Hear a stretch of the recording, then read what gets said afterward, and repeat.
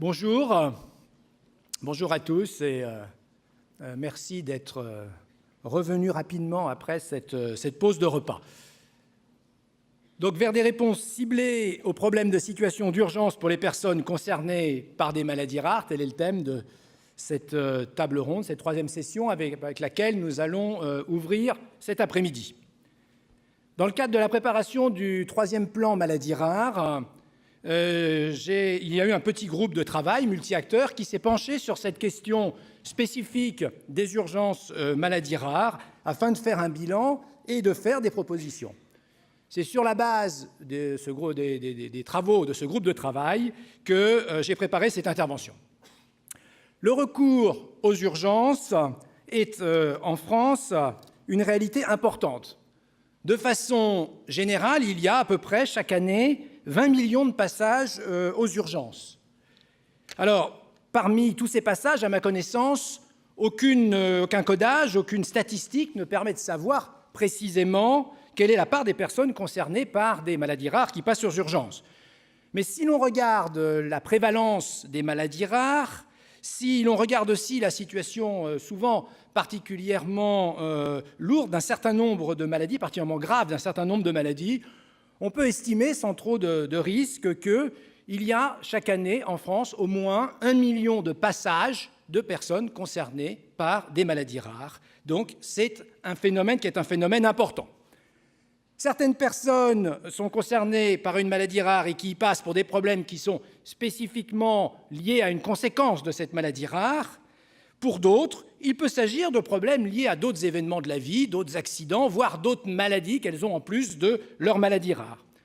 Mais quelle que soit la raison de cette urgence, dans tous les cas, certains actes qui peuvent être des actes fréquents, courants en service d'urgence, peuvent se révéler parfois totalement néfastes pour certaines maladies rares. Alors, il ne faut cependant pas généraliser, parce que toutes les personnes qui sont concernées par des maladies rares ne nécessitent pas toutes des spécificités de prise en charge en urgence. Et puis, parmi ces personnes aussi, beaucoup sont concernées, comme tous les Français, par certains problèmes inhérents aux urgences, notamment parfois des situations de saturation, mais elles n'ont pas toutes des problèmes spécifiquement liés à la prise en charge des spécificités de leur maladie rare. Et donc c'est bien du problème des prises en charge spécifiquement liées à certaines maladies rares dont nous parlons aujourd'hui. Et ce n'est pas parce qu'il n'y a pas d'outils, qu'il n'y a pas de statistiques pertinentes de disponibles, que le problème spécifique n'existe pas et qu'il doit être négligé. Les associations de malades concernés par des maladies rares sont très nombreuses à témoigner de cas précis, de fréquentes difficultés qui sont rencontrées aux urgences. Les médecins de centres de référence dans de nombreuses filières constatent eux aussi les conséquences de certaines prises en charge inadaptées. Les urgentistes, face à ces situations d'urgence, ont souvent du mal à avoir rapidement accès aux informations pertinentes pouvant leur permettre d'adapter leurs pratiques pour des maladies qu'ils n'ont jamais rencontrées et qu'ils ne rencontreront parfois qu'une seule fois dans l'ensemble de leur vie professionnelle. Cette méconnaissance des professionnels peut générer des pratiques inappropriées, pouvant elles-mêmes générer des accidents médicaux graves. Des accidents qui, cependant, dans un certain nombre de cas, auraient pu être évités, et évités notamment si la communication avec le malade ou sa famille avait mieux fonctionné. Parce que force est aussi de constater qu'en situation d'urgence, la communication entre malades et professionnels de santé n'est pas toujours facile. Il n'est pas facile de faire entendre sa voix, sa spécificité et son expertise de la maladie quand on est malade ou famille et en situation d'urgence. Le problème n'est pas nouveau. Mais malgré l'amélioration indéniable de l'organisation des soins pour les maladies rares, il ne semble pas diminuer. Il semblerait même que les difficultés aient tendance à se multiplier. Cela peut être dû aux difficultés générales d'engorgement de certains services d'urgence, mais aussi il peut y avoir d'autres raisons, et notamment être une contrepartie de l'amélioration de la prise en charge de nombreuses personnes malades concernées par des maladies rares. Et puis il y a aussi, et c'est très bien, de plus en plus de personnes concernées par des maladies rares qui voyagent et qui, voyageant, vont loin de leur réseau habituel mais de prise en charge médicale. Les difficultés, donc, sont fréquentes, sont réelles. Elles sont responsables de pertes de chance qui, parfois, sont importantes pour un très grand nombre de malades et, sans nul doute, génèrent aussi des dépenses de santé non efficientes qui peuvent être, elles aussi, très importantes. Dès le premier plan maladies rares, alors que la question de l'organisation et de la lisibilité du système de soins hospitaliers n'était pas aussi avancée qu'aujourd'hui, la question des urgences avait déjà été identifiée comme devant être une des priorités. Pour y répondre, dans ce contexte de cette époque, la stratégie avait presque exclusivement été celle de l'amélioration de l'information à apporter aux urgentistes. Information par le biais des patients eux-mêmes à travers la création de cartes malades et information des professionnels sur les gestes à faire ou à ne pas faire avec tout particulièrement la création d'Orphanet Urgences. Alors quel est le bilan de cette stratégie ? Avec le premier plan maladies rares, 22 cartes officielles de soins et d'urgences maladies rares ont été créées par la DGS. Elles n'ont jamais été réactualisées à ce jour, les stocks n'existent plus, mais malgré tout, elles continuent à être plébiscitées et demandées par les malades qui ont eu la chance de pouvoir en bénéficier. Une évaluation externe de ces cartes avait été financée à la fin du premier plan maladies rares par le ministère de la Santé. Cette évaluation avait conclu à l'utilité de cette carte, moyennant la nécessité de les simplifier, notamment parce qu'il y avait un peu trop de mélange entre soins courants et informations sur les situations d'urgence. Sur cette base-là, le PNMR2 a prévu une multiplication et une généralisation de cartes pour tous les malades ayant besoin de cartes avec des prises en charge spécifiques. Malheureusement, cette mesure s'est enlisée pendant le second plan maladies rares et aucune nouvelle carte n'a été créée. Il y a quelques semaines, Mme Chevrier vous en a parlé tout à l'heure, la DGOS a décidé de relancer le processus en proposant à toutes les filières maladies rares l'impression d'un nouveau modèle type simplifié, format carte de crédit, vous le voyez, 4 pages, 2 pages générales pour tout le monde, et puis à l'intérieur, les pages 2 et 3 à personnaliser en fonction de chaque filière. 22 cartes officielles, 12 ans après le lancement de l'idée d'une carte, le bilan est vraiment très maigre. Espérons que cette nouvelle stratégie sera plus efficace. Mais je me permets d'insister sur le fait qu'elle ne pourra l'être que si les associations de malades sont très étroitement impliquées dans la production de ces cartes et notamment de l'intérieur de ces cartes. N'oublions pas quand même que ce sont les malades qui vont les porter et qui vont être confrontés aux difficultés de les faire prendre en compte. Leur parole et leur expérience est à ce titre-là tout à fait essentielle. Ces nouvelles cartes sont très simplifiées. Il faudra rapidement les évaluer pour voir si elles répondent réellement à leur objectif. Deuxième outil lancé par le premier plan maladies rares, Orphanet Urgences. Orphanet Urgences, c'est une collection de recommandations pratiques pour la prise en charge des malades atteints d'une maladie rare et qui nécessitent des soins médicaux spécifiques en urgence. L'ensemble de ces documents sont centralisés au même endroit en ligne sur le site Orphanet Urgences. Ces outils sont destinés d'une part aux médecins urgentistes qui interviennent sur le lieu d'urgence, notamment la régulation SAMU, et d'autre part pour les urgences hospitalières. Ces recommandations sont élaborées avec les centres de référence maladies rares, la Société française de médecine d'urgence, l'Agence de biomédecine et les associations de malades concernés. Aujourd'hui, elles sont traduites et adaptées en 7 langues. 10 ans après leur lancement, vous en avez la liste là, il y en a 80. Ces outils Orphanet Urgences sont des outils très utiles, pertinents et performants. Il n'existe pas aujourd'hui, malheureusement, une étude suffisamment précise permettant d'identifier le nombre de fiches qu'il faudrait faire pour couvrir l'ensemble des maladies rares nécessitant des prises en charge spécifiques en urgence. Mais clairement, le besoin est nettement supérieur à ces 80 existantes, même si on a des regroupements de maladies dans certaines de ces 80. Et ce qui est sûr aussi, c'est que les moyens aujourd'hui disponibles pour financer cette activité ne permettront pas de pouvoir espérer que très rapidement, l'ensemble des maladies qui en ont eu besoin puissent être couvertes par des fiches Orphanet Urgences.